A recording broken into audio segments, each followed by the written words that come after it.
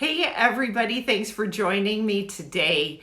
And I just got finished with an event last week, and I wanted to share an interesting statistic that we talked about. My event was Healthy Brain, Healthy Biz. And I reviewed a bunch of statistics, health behavior statistics. Then I asked people to identify their goals and to find out and really identify the obstacles. So I wanted to talk today about one of the obstacles, which was 86% of the participants who did the survey for me for this event had time as being the biggest obstacle to reaching or even working on their health goals. 100% of them had health goals, so that's really important. And 86% said time was the issue. So I wanted to give you guys 5 or 6 things to consider with time and time obstacle as far as your health and wellness journey. Things that I help people with in coaching one-on-one and in group setting as well. So the first thing that really I encourage you to think of is you have more control over your time and your schedule than you think you do. And I know as a busy mom working, I mean, even this morning, I had set aside a certain amount of time and I went over in working in that time. I'm rushing to get certain things done. The lights are flickering. Hopefully the power is not going to go out. But I look at my time as I used to look at it like I was reactive. So now I really try and be proactive with my time. What that means is that I really help people with looking at where are their openings in their schedule.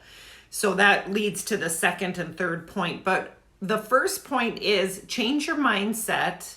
If you're saying, I don't have time, change your mindset to you do have more control over your schedule and your time than you really think you do. Number 2 is I encourage you to take a time audit for at least 2 days. Really mark down get a piece of paper, pad of paper, or your phone. Jot down from 10 to 10:30. I had a call with this particular for work. From 10:30 to 10:45, scrolling Facebook, scrolling social media, whatever it is, taking kids, driving. It took an hour to get a kid to an event because of the traffic. Take a time audit. And I have people do this because then it helps in the next couple of steps. The third step is take a bird's eye view of your week. Take a look at your whole week and really see where are you spending your time. And then you have to look at what your goals and priorities are and really be honest, because that's really usually where we find some wiggle room, is that people want to do so many things, okay? They love to help people. Generally people want to give. But if you have certain goals and priorities, and I'm all for the volunteering, but if it's overtaking your health and wellness or priorities that you need to really focus in on in this season, then you need to look at it and say no to certain things. Your season will come. I know I have two older sons. While they were in school and my other kids were in school, I was doing a ton of things at school.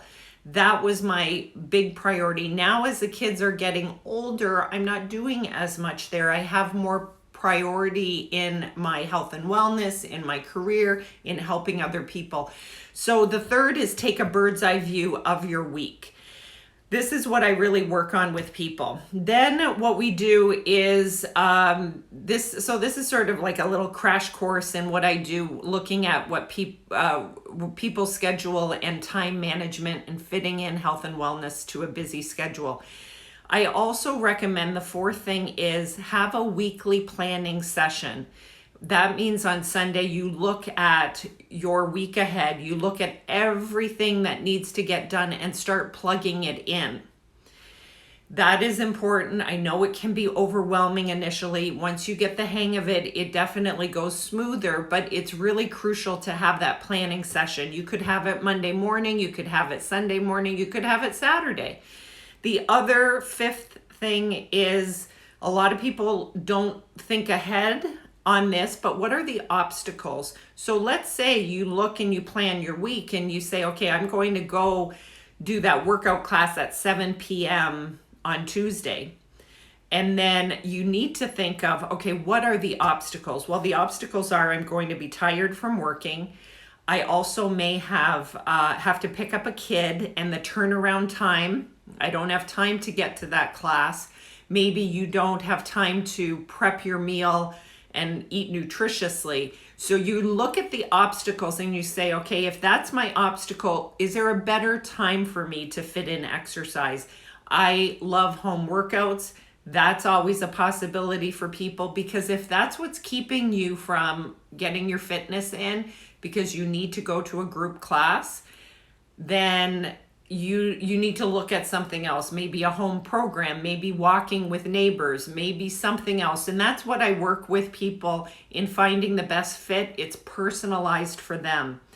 So really look at what your obstacles are before you get to that crucial time. If you want to make a healthy meal and you get home from work, and I know I've done this, I'm driving home from work thinking, I have nothing to make dinner. And you have to go into the grocery store, and who wants to go there after work? Everybody's rushing around, and then you're thinking, now I got to go home and make it all.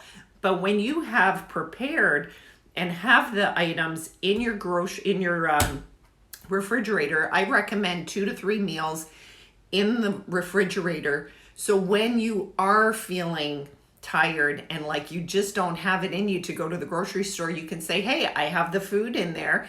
It's not going to be a gourmet meal. It's going to be something that's nutritious, that will fuel me and my family, and then you're good to go. So I want you guys to think about those obstacles. The bonus is ensuring that you are able to do all of these things and maximize on your time. Use a timer. It seems so basic, but we often get caught up in things. I am not saying don't scroll social media, but put a timer on. Say for 5 minutes I'll scroll, 10 minutes I'll scroll, and then I'm going to get to my workout. So those are the 5 or 6 tips as a review. Check your mindset. Know that you do have more control over your schedule. Number 2, take a time audit. Number 3, take a bird's eye view of your week. Number 4, plan a weekly planning session. And then number 5, identify the obstacles that may inhibit you from making your healthy habits occur during the week. And then the final thing is use a timer. I hope you found this helpful. Take care. Oh, and also I just released my intentional morning course. So the link will be in the bio. I'll try and put that in really ASAP. The other thing is I just released a podcast where I went further into the obstacles. You can check that out at the Healthy Brain Podcast. Take care, everybody. Bye-bye.